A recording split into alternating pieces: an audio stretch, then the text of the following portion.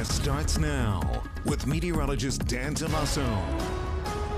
All right, Dan, brand new week. Things looking pretty good. We're back in here. Good to see you again. Good to be next to you. Yes, you're not outside anymore. I'm you're not being outside. attacked by the lantern flies. Well, and this is probably the best week to probably bring everything inside because it's changing. Things are happening in a hurry that all that blue sky we've been talking about, even today, it is starting to fade. Now, it's not going to be a gloomy day today by any stretch, but certainly seeing an impact on temperatures already. We're seeing low 70s. And keep in mind, Saturday was 89 degrees. We saw a big warm up. Even yesterday, low to mid 80s. Now we're stuck in the 70s and 60s.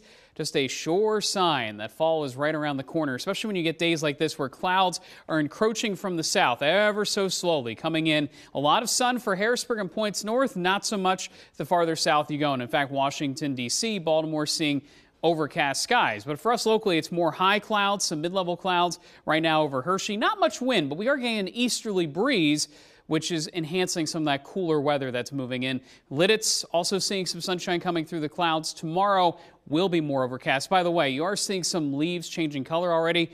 A lot of this is not seasonal change. This is actually heat stress from the dry and hot summer. But current temperatures, regardless, this is feeling more like fall, and these cooler days, cooler nights will lead to more color change in the leaves as the days pass by. Temperatures in the upper 60s and mid 60s. Keep in mind, dew points not a factor, but we are getting a little bit more moisture coming up from the south and southeast, and that's where the wind is coming from. So through the next couple of days, that easterly flow locks in some cooler weather for the majority of this week. So highs today may hit 80 degrees, but I think a lot of places are going to be dealing with this. More clouds. This is a live view over York.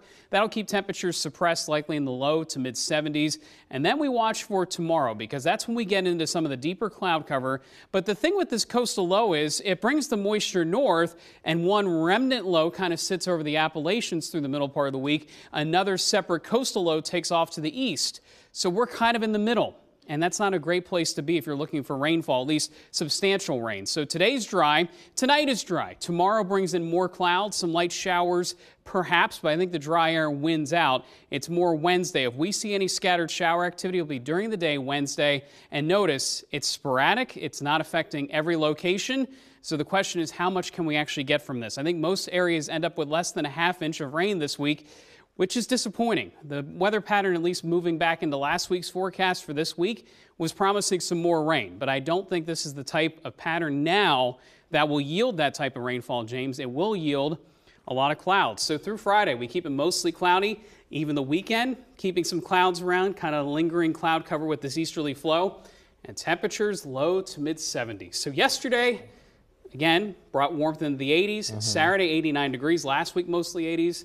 Yeah. Now a different picture. Now we're getting back to normal here. Now we're getting back to normal, which again, highs should be in the upper 70s this time of the year. All right, Dan. Thank you very much. Up next, Boeing is still fighting.